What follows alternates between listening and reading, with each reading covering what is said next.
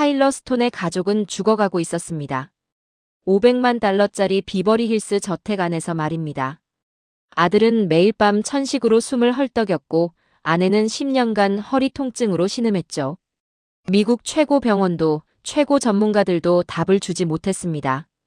그는 20년간 전 세계 고급 주택을 평가해온 건축공학자였습니다. MIT 출신, 월스트리트 자문가, 실리콘밸리 억만장자들이 그의 조언을 따랐죠. 그런 그가 서울 출장에서 모든 것을 잃었습니다. 아니, 찾았습니다. 한국의 평범한 공간이 그에게 답을 줬죠. 처음엔 부정했습니다. 20년 경력이 거부했으니까요. 하지만 그의 몸은 거짓말하지 않았습니다. 귀국 후 그는 무릎 꿇었습니다. 한국 앞에서 말입니다. 비버리 힐스를 버리고 한인타운으로 향했죠. 친구들은 미쳤다고 했고 아내는 울부짖었습니다. 그러나 6개월 후 기적이 일어났습니다. 죽어가던 아들이 살아났고 아내의 통증이 완치됐죠. 그리고 지금 미국 상류층 전체가 한국으로 향하고 있습니다. 도대체 한국에 무엇이 있었길래 미국 최고 전문가가 항복했을까요? 한 가족을 살린 한국의 기적. 그 충격적인 진실이 지금 공개됩니다. 저는 카일러 스톤입니다. 미국 출신 글로벌 주거공학 분석가죠. 20년간 전 세계 저택을 해부하며 살았습니다. MIT 건축공학 석사, 월스트리트 펀드의 고급 주거 인사이트 애널리스트, 실리콘밸리. 기업주들의 집 선택 기준을 정해주는 자문가. 제 한마디에 수백만 달러가 움직였죠. 나는 감정보다 수치를, 추측보다 데이터를 신뢰했습니다. 그런 제가 500만 달러짜리 집을 버렸습니다. 2023년 가을, 비버리 힐스 전체가 술렁였죠. 스톤이 집을 판대. 골프장 클럽하우스에서, 브런치 모임에서, 고급 레스토랑 테라스에서 제 이름이 속삭여졌습니다. 20년 경력의 전문가가 스스로 지은 완벽한 저택을 버린다고요? 상류층은 이해할 수 없었죠. 저 역시 그랬습니다. 불과 3개월 전까지는 말입니다. 모든 건 서울 출장에서 시작됐습니다. 공항에서 돌아온 날, 저는 현관문을 열고 신발을 벗었습니다. 습관적으로 대리석 바닥에 발을 내딛는 순간 몸이 얼어붙었죠. 냉기가 발바닥을 파고들었습니다. 500만 달러를 들인 이탈리아산 대리석이었지만 그날따라 유난히 차가웠습니다. 아니, 원래 이렇게 차가웠던 걸까요? 저는 거실 소파를 지나쳤습니다. 대신 요가 매트를 펼쳐 바닥에 누웠죠. 아내가 이상하다는 눈빛으로 저를 봤습니다. 하지만 저는 설명할 수 없었습니다. 제 몸이 무언가를 기억하고 있었지만 머리는 그걸 거부했거든요. 여보, 괜찮아? 아내 에밀리가 물었습니다. 응, 괜찮아요. 저는 대답했지만 목소리는 떨렸죠. 그 다음 날도 저는 바닥만 바라봤습니다. 출근길에도 회의 중에도 침대에 누워서도 그 감각이 사라지지 않았죠. 서울 호텔의 따뜻한 바닥. 신발을 벗고 발을 내딛는 순간 느꼈던 그 온기 말입니다. 미친 짓이었습니다. 나는 20년간 건축 시스템을 분석해왔는데 고작 바닥 때문에 흔들리다니요? 하지만 숫자는 거짓말하지 않았습니다. 저는 몰래 연구를 시작했죠. 한국의 온돌 시스템, 열전달 구조, 에너지 효율 데이터를 파고들었습니다. 밤새 논문을 읽고 그래프를 분석했죠. 그리고 알게 됐습니다. 미국의 HVAC 난방은 공기를 데우지만 한국의 온돌은 사람을 데운다는 사실을요. 당신 한국에서 대체 뭘 본 거야? 어느 날 밤 아내가 폭발했습니다. 저는 대답할 수 없었습니다. 제 입에서 나올 말이 너무 황당했기 때문이죠. 바닥이요. 따뜻한 바닥을 봤어요.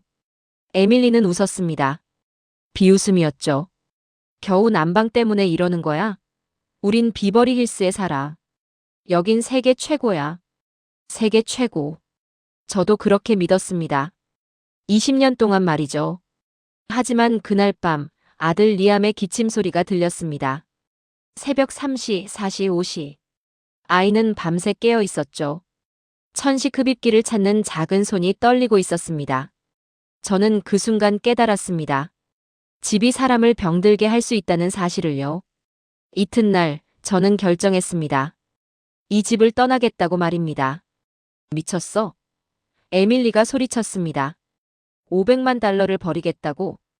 우리 아들의 숨소리가 더 중요해요. 당신 지금 제정신이야? 한국 바닥 하나 때문에? 저는 그녀의 눈을 봤습니다.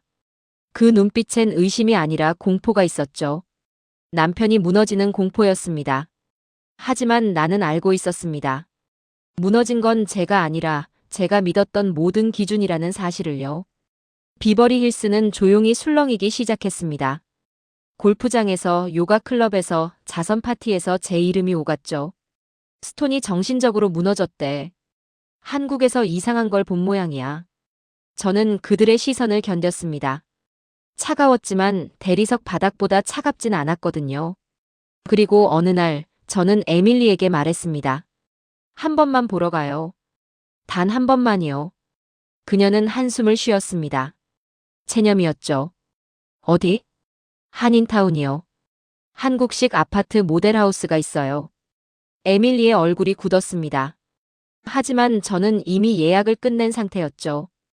우리의 전쟁은 그렇게 시작됐습니다. 500만 달러짜리 저택과 따뜻한 바닥 한 겹 사이의 전쟁 말입니다. 한국 출장은 3주 전이었습니다. 저는 서울의 한 호텔에 머물고 있었죠. 건설사 미팅을 마치고 방으로 돌아온 밤이었습니다. 현관문을 열고 습관적으로 신발을 벗었습니다. 그리고 발을 내딛는 순간 저는 멈췄죠. 바닥이 따뜻했습니다. 아니, 따뜻하다는 표현으론 부족했습니다. 온기가 발바닥을 감싸며 발목으로, 종아리로, 온몸으로 퍼져 올라왔죠. 20년 경력의 건축공학자로서 저는 즉시 분석에 들어갔습니다. 복사열입니다. 바닥 아래 파이프를 통해 뜨거운 물이 순환하며 열을 방출하는 구조죠. 하지만 머리로 이해하는 것과 몸으로 느끼는 건 달랐습니다. 저는 그날 밤 침대를 거부했습니다. 바닥에 이불을 깔고 누웠죠. 등과 허리에 스며드는 온기가 20년간 쌓인 긴장을 녹이는 것 같았습니다. 미친 짓이라는 걸 알았지만 멈출 수 없었습니다. 다음 날 아침, 저는 호텔 직원에게 물었습니다. 이 난방 시스템은 뭡니까? 온돌이요. 한국 전통 난방 방식이죠. 온돌. 그 단어는 제 머릿속에 박혔습니다. LA로 돌아온 후, 저는 그 감각을 지울 수 없었죠. 출근길 차 안에서도 회의실 책상 아래서도 제 발은 그 온기를 찾고 있었습니다. 건축공학자로서 인정하고 싶지 않았습니다. 하지만 제 몸은 이미 답을 알고 있었죠. 저는 비밀리에 조사를 시작했습니다. 연구실 문을 잠그고 한국 온돌 논문 27편을 읽었습니다. 열전달 구조, 에너지 효율 지수, 실내 온도, 분포 데이터까지 모두 분석했죠. 그리고 미국의 HVAC 시스템과 비교했습니다. 그래프는 거짓말하지 않았습니다. 미국 난방은 천장 근처 공기 온도가 섭씨 25도까지 올라가지만 바닥은 18도에 머물렀습니다. 반면 한국 온돌은 바닥이 25도, 천장은 20도였죠. 열이 아래에서 위로 자연스럽게 올라가는 구조였습니다. 우리는 머리만 데우고 있었어. 저는 중얼거렸습니다. 더 충격적인 건 에너지 효율이었습니다. 같은 온도를 유지하는데 온돌이 HVAC보다 32% 적은 에너지를 사용했죠. 제가 20년간 쌓아온 논리가 흔들렸습니다. 당신 요즘 이상해. 에밀리가 말했습니다.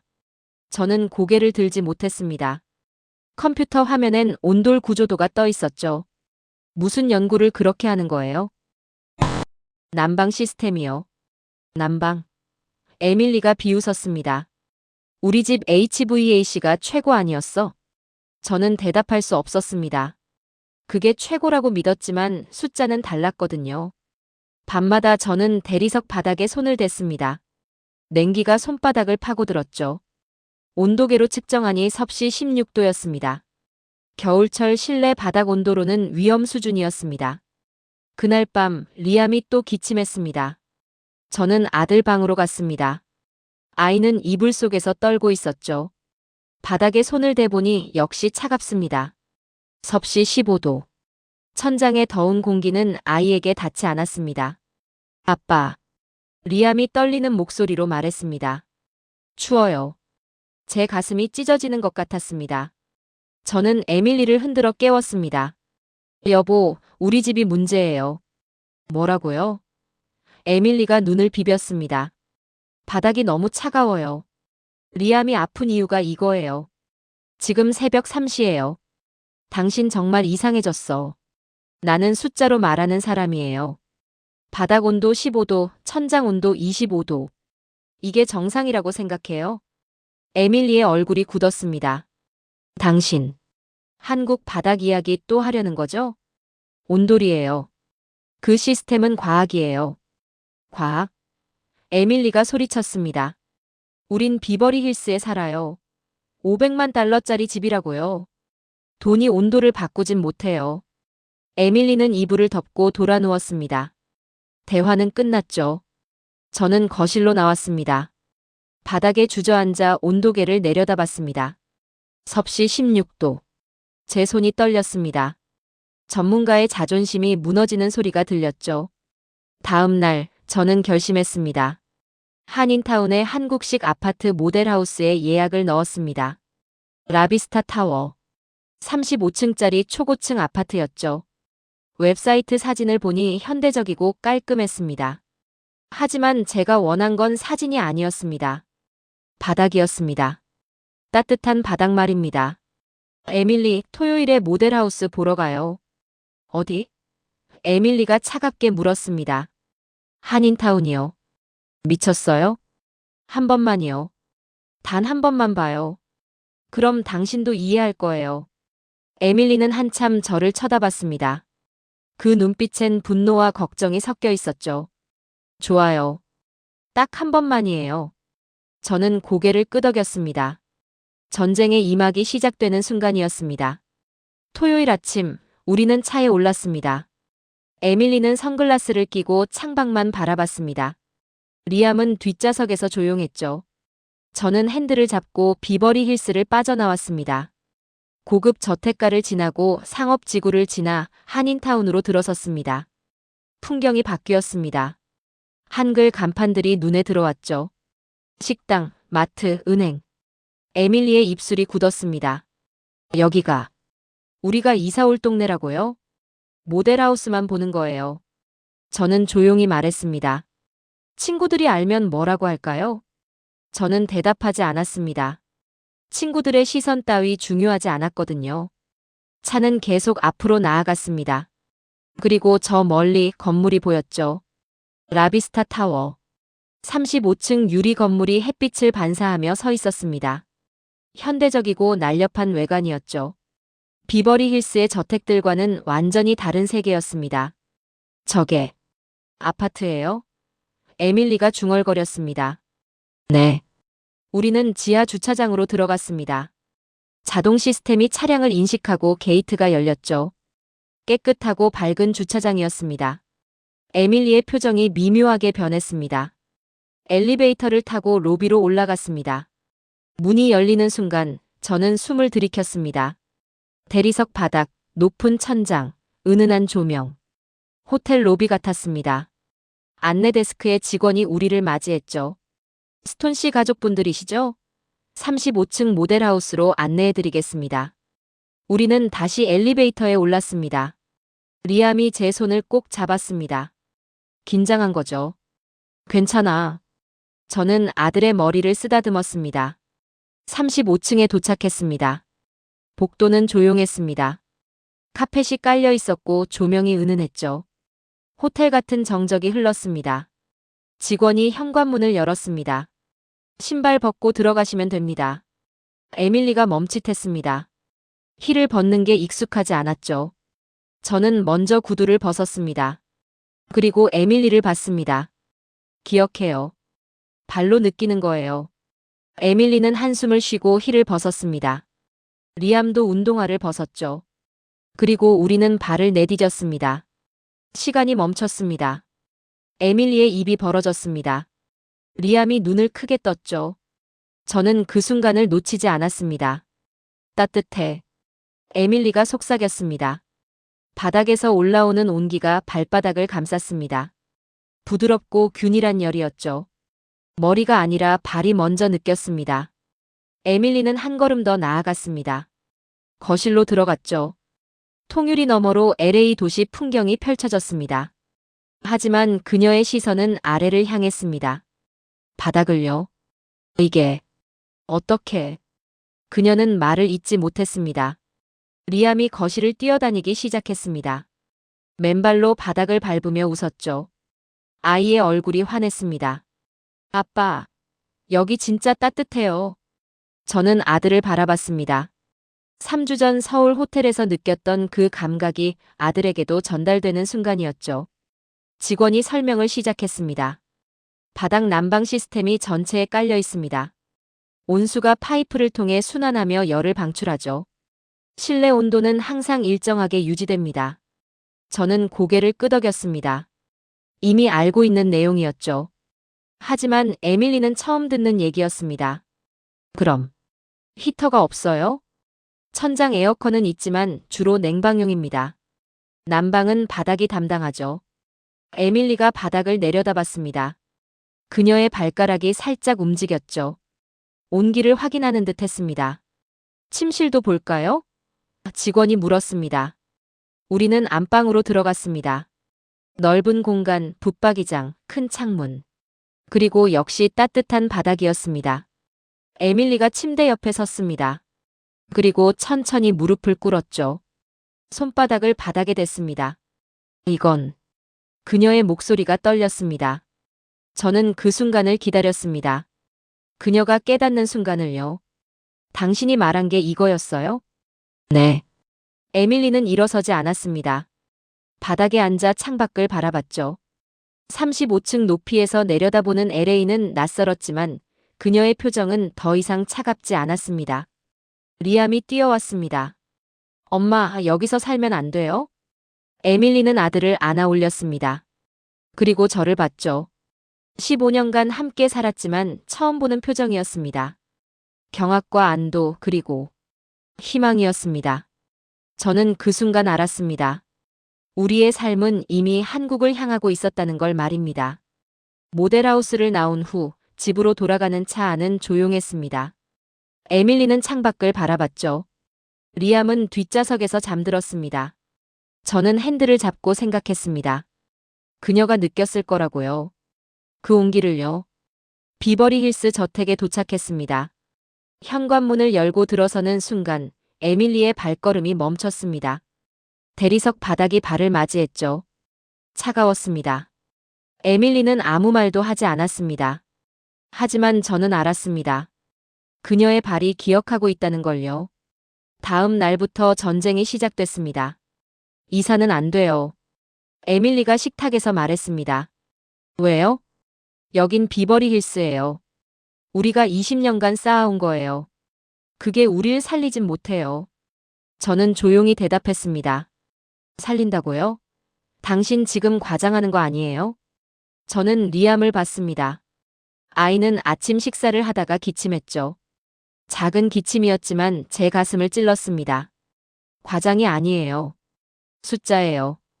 또 숫자 얘기예요? 에밀리의 목소리가 높아졌습니다. 당신은 남편이 아니라 연구자예요. 저는 더 이상 대답하지 않았습니다. 며칠 후 골프 모임에서 소문이 돌기 시작했습니다. 스톤이 한인타운으로 이사 간대. 진짜? 비버리 힐스를 버리고? 미쳤나 봐. 에밀리는 브런치 모임에서 그 소문을 들었습니다. 친구들의 눈빛이 달라졌다고 했죠. 동정과 조롱이 섞인 시선이었습니다. 당신 때문에 창피해 죽겠어요. 그날 밤 에밀리가 말했습니다. 창피한 게 뭐예요? 우리 가족이 웃음거리가 됐어요. 저는 침묵했습니다. 그들의 조롱은 차가웠지만 대리석 바닥보다 차갑진 않았거든요. 저는 연구를 계속했습니다. 온돌 논문을 더 읽었고 열화상 카메라로 우리 집을 촬영했죠. 결과는 충격적이었습니다. 바닥 온도 섭씨 14도, 천장 온도 26도. 열이 위로만 올라가 있었습니다. 이게 문제였어. 저는 중얼거렸습니다. 저는 라비스타 타워의 평면도를 출력했습니다. 거실 벽에 붙였죠. 온돌 시스템 구조도도 함께 걸었습니다. 에밀리가 그걸 봤을 때 폭발했습니다. 당신 정말 미친 거 맞네요. 이건 과학이에요. 과학이요? 당신은 지금 집착하고 있어요. 집착이 아니라 확신이에요. 에밀리는 거실을 나갔습니다. 침실 문을 쾅 닫았죠. 저는 혼자 남았습니다. 벽에 걸린 도면을 바라봤습니다. 숫자는 거짓말하지 않았습니다. 우리 집이 우리를 병들게 했다는 사실을요. 밤이 깊어졌습니다. 리암의 기침 소리가 또 들렸습니다. 저는 아들 방으로 갔죠. 아이는 이불 속에서 떨고 있었습니다. 아빠, 추워요. 저는 온도계를 꺼냈습니다. 바닥 온도 섭씨 13도. 위험 수준이었죠. 조금만 참아. 곧 따뜻한 곳으로 갈 거야. 언제요? 곧. 하지만 저는 알고 있었습니다. 에밀리가 동의하지 않는 한 불가능하다는 걸요. 다음 날 저는 결정했습니다. 임시 거주 프로그램에 신청했습니다. 라비스타 타워에서 2주간 살아보는 프로그램이었죠. 일주일만이에요.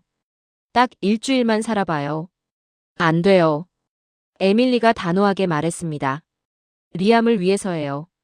리암은 여기서도 괜찮아요. 괜찮지 않아요. 제 목소리가 커졌습니다.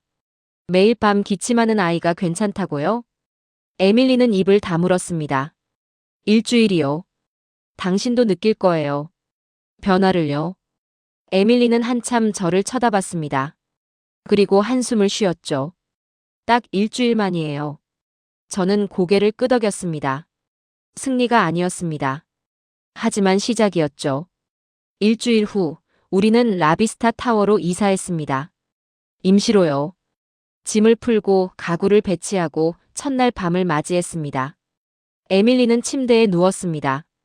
하지만 잠들지 못했죠. 뒤척였습니다. 저는 거실에 앉아 창밖을 바라봤습니다. 35층 높이의 야경이었습니다. 낯설었지만 두렵지 않았죠. 바닥은 따뜻했습니다. 새벽 에밀리의 목소리가 들렸습니다. 여보. 저는 침실로 갔습니다. 허리가 덜 아파요. 저는 숨을 들이켰습니다. 변화는 이렇게 시작됐습니다. 첫날 밤은 낯설었습니다. 에밀리는 침대에서 뒤척였습니다. 리암도 새로운 환경에 적응하지 못했죠. 저 역시 잠들기 어려웠습니다. 비버리 힐스 저택의 넓은 침실과 달리 이곳은 아담했습니다. 하지만 바닥은 따뜻했습니다. 새벽 4시쯤 저는 잠에서 깼습니다. 에밀리가 일어나 앉아 있었죠. 괜찮아요? 제가 물었습니다. 허리가 이상해요. 아파요? 아니요. 그 반대예요. 에밀리가 허리를 만졌습니다. 덜 아파요. 저는 숨을 참았습니다. 그녀는 10년간 허리 통증으로 고생했습니다. 매일 아침 일어날 때마다 신음소리를 냈죠. 그런데 단 하루 만에 변화가 왔다고요? 착각 아닐까요? 에밀리가 조심스럽게 말했습니다. 아침에 다시 확인해봐요. 에밀리는 다시 누웠습니다. 이번엔 금방 잠들었죠.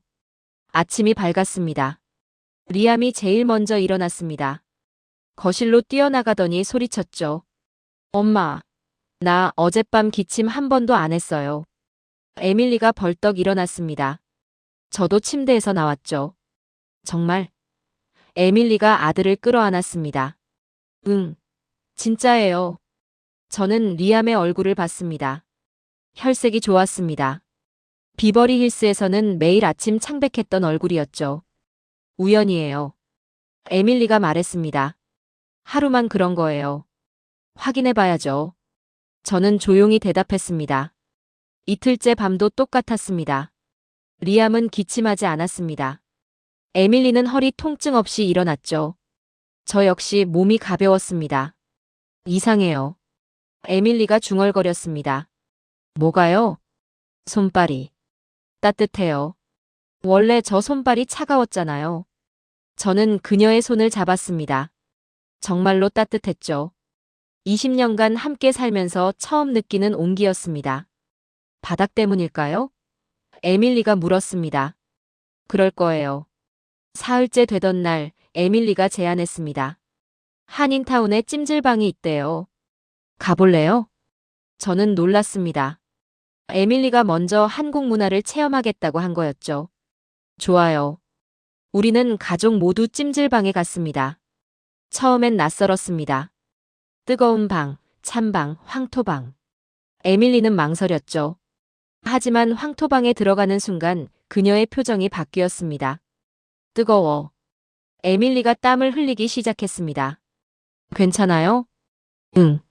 몸이 풀리는 것 같아요. 30분 후 에밀리는 방에서 나왔습니다. 얼굴이 빨갛게 달아올랐지만 표정은 환했죠. 신기해요. 몸이 정말 가벼워요. 저는 그 순간을 기록했습니다. 그녀의 첫 긍정적 반응이었거든요. 일주일이 지났습니다. 변화는 명확했습니다. 리암은 천식 흡입기를 단 한 번도 사용하지 않았습니다. 에밀리는 허리 통증 없이 요가를 했죠. 저는 어깨 결림이 사라졌습니다. 비버리 힐스로 돌아가야 하는데. 에밀리가 조심스럽게 말했습니다. 돌아가고 싶어요? 에밀리는 대답하지 않았습니다. 대신 바닥을 내려다봤죠. 리암이. 정말 좋아 보여요. 당신도 그래요. 맞아요. 저도 느껴요. 에밀리가 고백했습니다. 몸이 달라진걸요. 저는 그녀의 손을 잡았습니다. 한 주만 더 있어봐요. 에밀리는 고개를 끄덕였습니다. 2주차가 시작됐습니다. 리암은 학교에서 체육 시간에 달리기를 했다고 자랑했습니다. 예전엔 숨이 차서 못 뛰었던 아이였죠. 에밀리는 친구들에게 전화를 덜 받기 시작했습니다. 비버리 힐스 사교 모임도 빠졌죠. 괜찮아요? 제가 물었습니다. 걔들이 뭐라고 하든. 지금은 중요하지 않아요. 에밀리가 대답했습니다. 저는 그 말에 놀랐습니다. 20년간 상류층 네트워크를 중요하게 여기던 그녀였거든요. 정말요? 리암이 웃는 게 더 중요해요. 저는 그녀를 안았습니다. 2주차 마지막 날, 우리는 가족 회의를 했습니다. 거실 바닥에 둘러앉아 이야기를 나눴죠. 비버리 힐스로 돌아갈까요? 제가 물었습니다. 리암이 먼저 대답했습니다. 싫어요. 여기가 좋아요. 에밀리가 아들을 봤습니다. 그리고 저를 봤죠. 저도. 여기가 좋아요. 제 가슴이 뛰었습니다. 확실해요? 확실하진 않아요. 하지만 에밀리가 바닥을 쓰다듬었습니다. 몸은 거짓말하지 않잖아요. 저는 그 말을 20년간 기다렸습니다. 그럼 계약할까요? 에밀리는 한참 침묵했습니다. 그리고 천천히 고개를 끄덕였죠. 해요. 우리 여기서 살아요. 저는 그날 밤 처음으로 편히 잠들었습니다. 기적은 거창하지 않았습니다.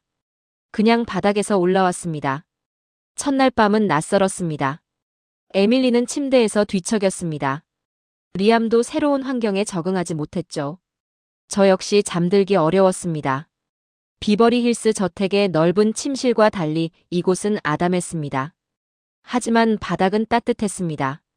새벽 4시쯤 저는 잠에서 깼습니다. 에밀리가 일어나 앉아 있었죠. 괜찮아요? 제가 물었습니다. 허리가 이상해요. 아파요? 아니요. 그 반대예요. 에밀리가 허리를 만졌습니다. 덜 아파요. 저는 숨을 참았습니다. 그녀는 10년간 허리 통증으로 고생했습니다. 매일 아침 일어날 때마다 신음소리를 냈죠. 그런데 단 하루 만에 변화가 왔다고요? 착각 아닐까요? 에밀리가 조심스럽게 말했습니다. 아침에 다시 확인해봐요. 에밀리는 다시 누웠습니다. 이번엔 금방 잠들었죠. 아침이 밝았습니다. 리암이 제일 먼저 일어났습니다. 거실로 뛰어나가더니 소리쳤죠. 엄마, 나 어젯밤 기침 한 번도 안 했어요. 에밀리가 벌떡 일어났습니다. 저도 침대에서 나왔죠. 정말? 에밀리가 아들을 끌어안았습니다. 응, 진짜예요. 저는 리암의 얼굴을 봤습니다. 혈색이 좋았습니다. 비버리 힐스에서는 매일 아침 창백했던 얼굴이었죠. 우연이에요. 에밀리가 말했습니다. 하루만 그런 거예요. 확인해 봐야죠. 저는 조용히 대답했습니다. 이틀째 밤도 똑같았습니다. 리암은 기침하지 않았습니다. 에밀리는 허리 통증 없이 일어났죠. 저 역시 몸이 가벼웠습니다. 이상해요. 에밀리가 중얼거렸습니다. 뭐가요? 손발이 따뜻해요. 원래 저 손발이 차가웠잖아요. 저는 그녀의 손을 잡았습니다. 정말로 따뜻했죠. 20년간 함께 살면서 처음 느끼는 온기였습니다. 바닥 때문일까요? 에밀리가 물었습니다. 그럴 거예요. 사흘째 되던 날 에밀리가 제안했습니다. 한인타운에 찜질방이 있대요. 가볼래요? 저는 놀랐습니다. 에밀리가 먼저 한국 문화를 체험하겠다고 한 거였죠. 좋아요. 우리는 가족 모두 찜질방에 갔습니다. 처음엔 낯설었습니다. 뜨거운 방, 찬방, 황토방. 에밀리는 망설였죠. 하지만 황토방에 들어가는 순간 그녀의 표정이 바뀌었습니다. 뜨거워. 에밀리가 땀을 흘리기 시작했습니다. 괜찮아요? 응.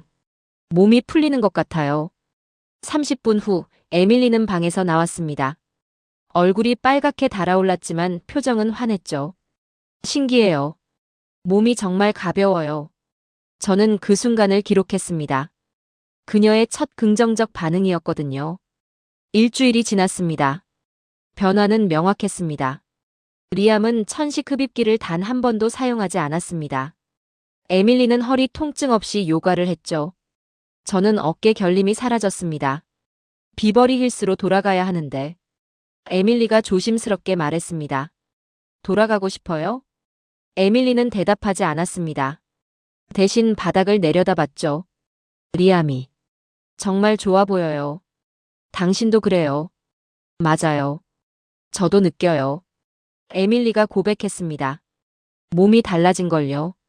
저는 그녀의 손을 잡았습니다. 한 주만 더 있어봐요. 에밀리는 고개를 끄덕였습니다. 2주차가 시작됐습니다. 리암은 학교에서 체육 시간에 달리기를 했다고 자랑했습니다. 예전엔 숨이 차서 못 뛰었던 아이였죠. 에밀리는 친구들에게 전화를 덜 받기 시작했습니다. 비버리 힐스 사교 모임도 빠졌죠. 괜찮아요? 제가 물었습니다. 걔들이 뭐라고 하든. 지금은 중요하지 않아요. 에밀리가 대답했습니다. 저는 그 말에 놀랐습니다. 20년간 상류층 네트워크를 중요하게 여기던 그녀였거든요. 정말요? 리암이 웃는 게 더 중요해요. 저는 그녀를 안았습니다. 2주차 마지막 날, 우리는 가족회의를 했습니다.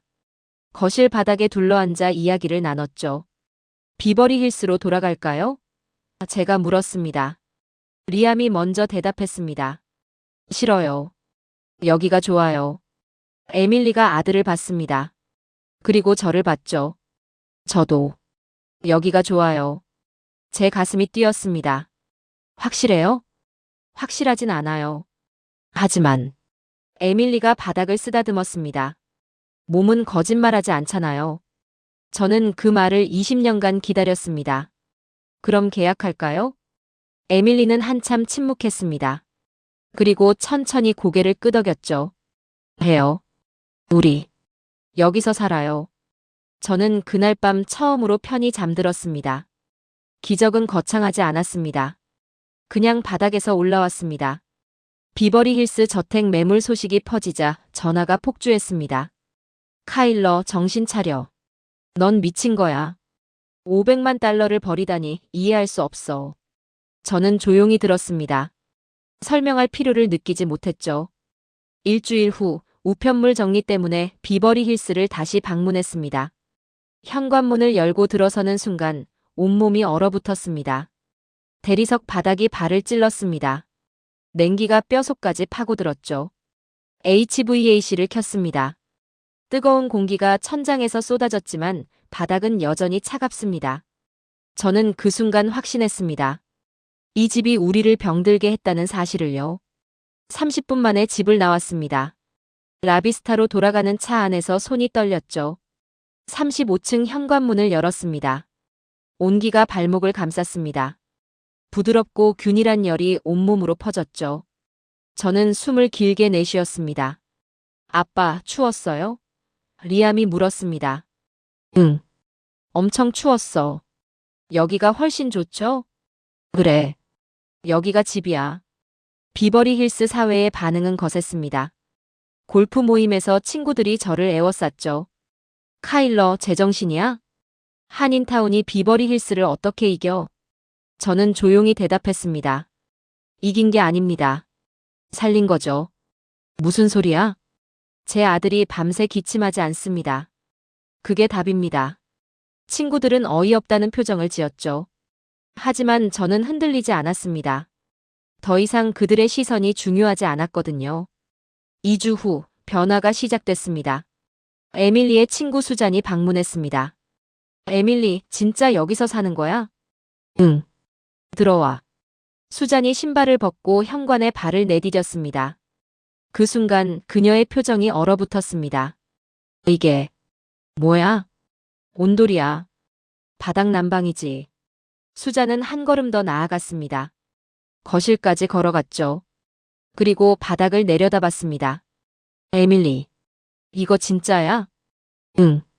바닥이 이렇게 따뜻할 수 있어? 에밀리가 웃었습니다. 믿기지 않지? 나도 그랬어. 수잔은 한참 서 있었습니다. 발을 움직이며 온기를 확인했죠. 나도 이런 데서 살고 싶어. 그 말에 저는 미소 지었습니다. 전염은 그렇게 시작됐습니다. 다음 주 에밀리의 요가 모임 친구 셋이 방문했습니다. 모두 같은 반응이었죠.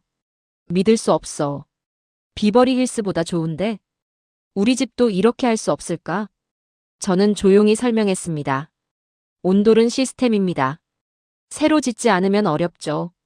그럼 이사해야 한다는 거네. 그렇습니다. 한 달 후 수잔이 라비스타 타워에 입주 신청을 했습니다. 레이첼 부부도 같은 단지에 계약했죠. 비버리 힐스 상류층 사이에서 소문이 퍼졌습니다.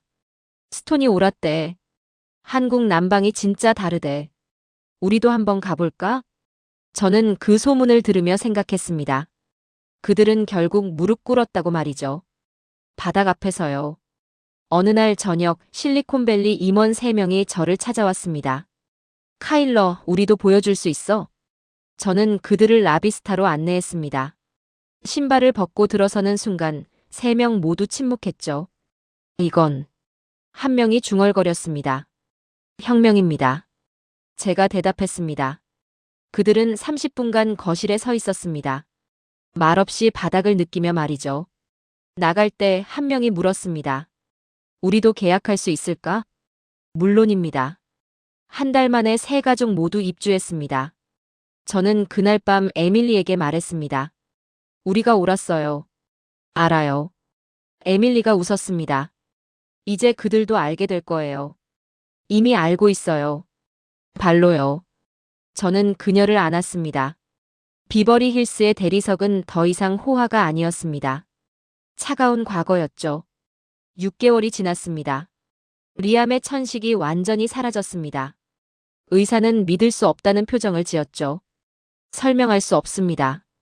어떻게 이렇게 좋아졌죠? 집을 바꿨습니다. 제가 대답했습니다. 집이요? 네. 따뜻한 바닥으로요. 의사는 고개를 갸웃거렸지만 저는 확신했습니다. 에밀리의 허리 통증도 사라졌습니다. 10년간 시달렸던 고통이었죠. 이제 그녀는 요가를 매일 합니다. 통증 없이요. 믿기지 않아요. 에밀리가 말했습니다. 몸은 거짓말하지 않아요. 맞아요. 이 바닥이 나를 고쳤어요. 비버리 힐스의 변화는 극적이었습니다. 매물이 쏟아졌습니다. 베레어, 말리부, 비버리 힐스 곳곳에서 저택들이 팔렸죠. 그들은 어디로 갔을까요? 한인타운이었습니다. 라비스타 타워는 대기자 명단이 100가구를 넘었습니다. 주변 한국식 아파트 단지도 마찬가지였죠.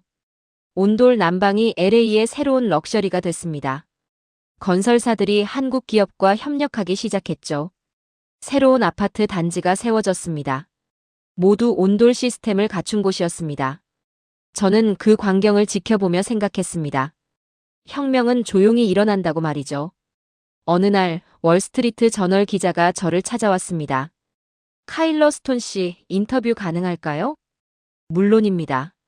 기자는 라비스타 거실에 앉았습니다. 그리고 질문했죠. 후회는 없으신가요? 저는 창밖을 바라봤습니다. 35층 높이의 LA 야경이었습니다. 후회요? 단 한 번도 없었습니다. 500만 달러를 버렸는데요. 아들의 숨 한 번이 500만 달러보다 중요합니다. 기자의 표정이 변했습니다. 펜을 든 손이 멈췄죠. 가족의 건강이 회복됐다고 들었습니다. 네. 완전히요. 바닥 난방 때문이라고 믿으시나요? 저는 바닥을 내려다봤습니다. 믿는 게 아닙니다. 압니다. 한국의 온돌은 단순한 난방이 아닙니다. 인간의 몸을 중심에 두는 문명입니다. 기자가 받아 적었습니다. 다른 미국인들에게 하고 싶은 말이 있나요? 저는 잠시 생각했습니다. 우리는 잘못된 기준을 붙잡고 살았습니다. 크고 넓은 집이 최고라고 믿었죠. 하지만 진짜 집은 크기가 아니라 온기입니다. 기사가 나간 후 반응은 폭발적이었습니다. LA뿐 아니라 뉴욕, 시카고, 샌프란시스코에서 문의가 쏟아졌죠. 미국 부동산 시장이 흔들렸습니다. 온돌 혁명이라는 제목의 기사들이 쏟아졌습니다. 저는 그 모든 것을 조용히 지켜봤습니다. 어느 날 저녁 가족이 거실에 모였습니다. 맨발로 바닥에 앉아 창밖을 바라봤죠. 리암이 말했습니다. 아빠, 우리 정말 잘한 거죠? 응. 최고의 선택이었어. 에밀리가 제 손을 잡았습니다. 당신 덕분이에요. 아니요. 우리 모두 덕분이에요. 저는 바닥에 손을 댔습니다. 따뜻했습니다. 저는 카일러 스톤입니다. 20년간 전 세계의 집을 분석하며 살았습니다. 그러나 진짜 집이 무엇인지 알게 된 건 오늘이었습니다. 집은 크기가 아닙니다. 가격도 아니죠. 집은 온기입니다. 가족을 살리는 따뜻함입니다. 한국의 온돌이 우리에게 가르쳐준 진실입니다. 나는 오늘도 맨발로 바닥을 밟습니다. 이 온기는 내 삶의 새로운 기준이 됐습니다. 그리고 이제 미국 전체가 깨닫기 시작했습니다. 따뜻함이야말로 진짜 럭셔리라는 사실을요.